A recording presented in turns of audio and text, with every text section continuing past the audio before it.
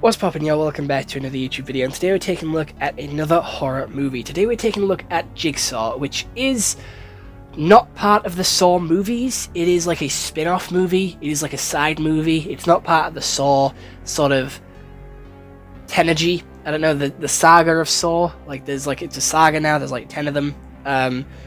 So, yeah, it's not part of the Saw saga. It's sort of like a spin-off sort of side movie, which I did watch. It is on Netflix and it is leaving soon, so I did kind of have to watch this sooner rather than later. I did want to save the Saw movies for Halloween, as well as like the Jason movies and the Friday the 13th movies, but I had to watch this one now, unfortunately, so here it is. Here is my review of the JigSaw movie. This movie, I do believe, came out in like 2018, 2019, 2020, because I do remember seeing adverts for it in the cinema, but without any further delay, let's take a look at what Google has to say.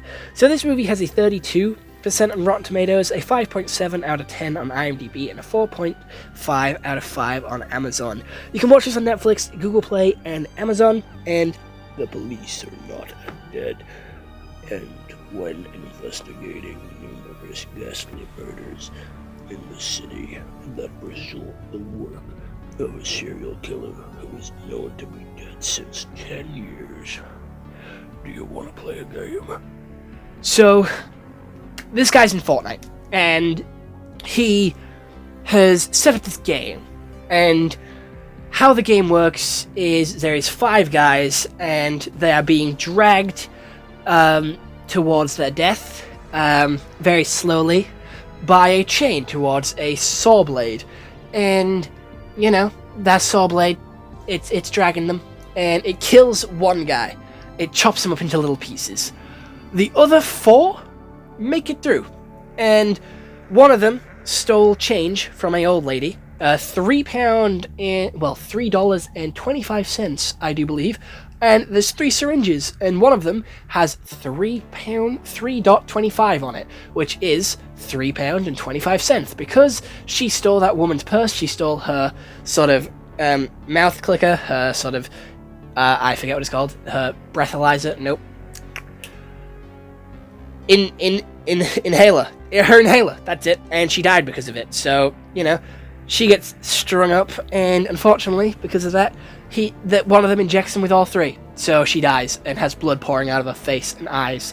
She then collapses to the ground, and they all get free. One of them tries to escape and gets his leg caught in a trap, and it's going to cut his leg off. The other 2 then go into a corn mill, a sort of mill of some kind, and they're stuck. It's slowly filling up, and they're going to drown if this guy doesn't pull the lever to chop his leg off.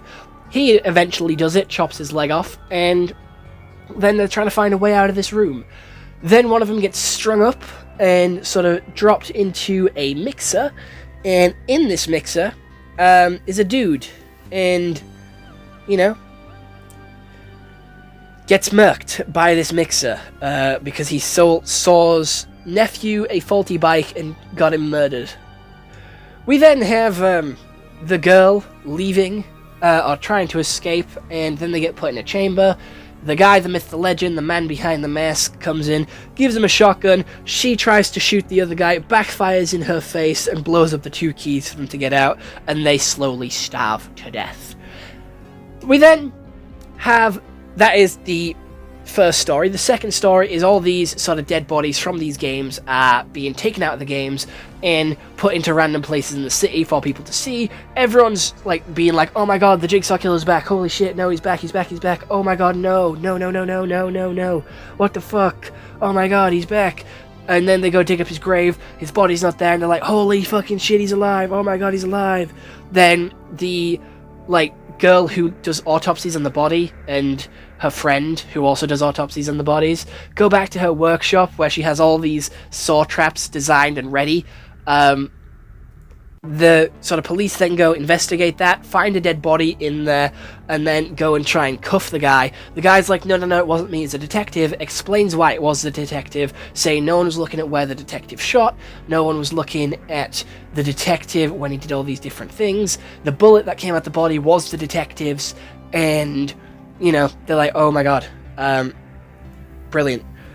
They then go and try and get the detective, but the dude and the girl then go to the barn house, where they're then captured by Saw, and put in a death game of laser beams, which are going to cut their head in half. The detective then betrays the autopsy dude, and then it turns out the autopsy dude was the villain all along, and he kills the detective after getting the evidence of what he wanted of the detective being a corrupt police officer. And that's where the movie ends. Gonna be honest, the twist was fucking insane, because the twist was that the game that we saw being played wasn't happening at the same time as the detectives were uncovering it all. They were two different things. That was one of his first ever Saw games that we were ever taking a look at. So JigSaw was dead. He was dead. He wasn't alive, he was dead, and he still is dead. And he took the nurse that swapped the stickers on his scan to show that he had brain cancer. It was an honest mistake, so JigSaw let him out of the game. He was the first Buckethead. And it was fucking insane, the whole twist of it being him. I was fucking confused as shit. I was shocked, and it was a good twist because I didn't see it coming. And that's what I like. I like a good twist. When you cannot see the twist coming, that's a brilliant twist. And whoever thought of this is so fucking sick in the head, because these games are insane. These games, there is a way to get out without anyone dying. You can get out of all these games without anybody dying. And I always try and work out whether they're dead or like how the game could be won without any of them dying.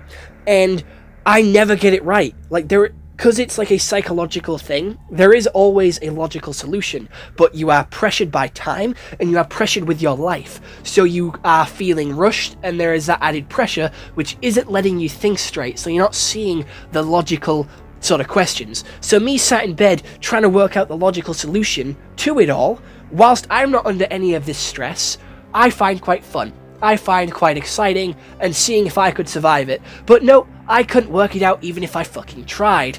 Nope, I'm sat here staring at the fucking screen being like, how the fuck would you get out of this one? How the fuck would you get out of this one? Like, I'm latching onto the wrong words in his clues and his puzzles. Like, he'll say something about balance, and I'm like, right, cool, scales. I'm not touching that shotgun, because if I lift it up, someone's gonna go down, and we're both gonna get our heads blown off or some shit. I'm not touching the shotgun. But no, the fucking key was in the fucking bullet. Like, I'm not fucking getting that, dog. I'm not smart enough. I'm not big brain like you. So, yeah. Oh, hell nah, Jigsaw. You tripping. I quite like this movie. I'm gonna be honest. The first Saw, when I first watched it, scared the living shit out of me. And it's because it's realistic. There could be this sadistic psycho killer that makes these traps and puts you in them. Like, this shit could happen. Like, this shit could happen. And people could get off on it. And that terrifies me more. That terrifies me even more. And, there is people that actually get off on it in the world of Saw, which is, again, fucking disgusting. These people are being, like, ripped to shreds, and you're having a fucking good old time. You're having a good old fucking tug of war session. Like, what the fuck? And it's grim. It is grim. Like, these games are grim. Whoever thought of them has a sick and twisted mind. But it's so sort of encapsulating. Like, it makes you not be able to look away, because there is ways you can work out how to win and how to get through it all. And it's like, there is so much to it. Like, there is ways to win, but the way you have to win is fucking insane. You have to, sometimes you gotta take his words literally, sometimes you gotta take it metaphorically, and it's grim. It is grim. Seeing them die is grim, because they die in gruesome fucking ways. They get their legs chopped off, their heads blown up, their jaw ripped open, like, they get their arm ripped off, their tongue fucking sliced, lasers through the brain.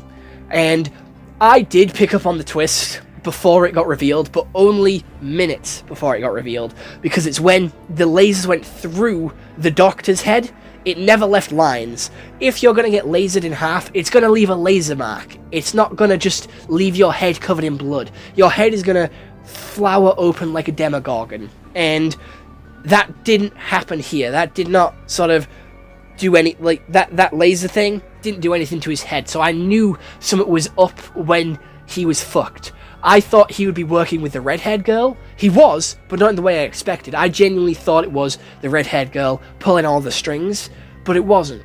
It was the guy. And he just set up the girl, and the movie was framed in such a way that it made us believe that the girl was the killer, but it was a red herring. She even had red hair, that it isn't her who's the killer. And these movies are always confusing, and they always sort of get me all twisted and turned, but it opens up pretty well with a straight into action sequence of a life and death situation off rip. Like, it's off rip, and there is action, and it feels fast paced, and like shit's constantly happening, and that's what makes you feel like these games are like tough, because it's like fast paced. You got like 2 minutes to solve a puzzle or some shit, and that makes you rush. And the fast pace of these movies doesn't give you a lot of time to try and work out the answers for yourself either, and it doesn't give you a lot of time to try and work out who the main villain is, or where the villain's angle is coming from, or how to get out of this alive. Sometimes you genuinely have no idea how to get out of it alive because you don't know what the characters have done. You need to know what the characters have done to be able to get out of it alive. And yeah, I thought this is pretty good. I don't know what Rotten Tomatoes is on. They're fucking tripping. This movie was decent. I thought it was good, so I'm going to give this one a solid 7 out of 10. So, other than that, I hope you all enjoyed this YouTube video. Let me know what you all think down in the comments below. And I did spoil my Halloween sort of film reviews for 2025. So, stay tuned, stay excited, hit the subscribe button, notification bell to be notified every time I do upload a video. And October is going to be a little bit more spooky than last October, because we're getting into the big guns, the classics, the big boys of like Scream and shit. So other than that, bye bye.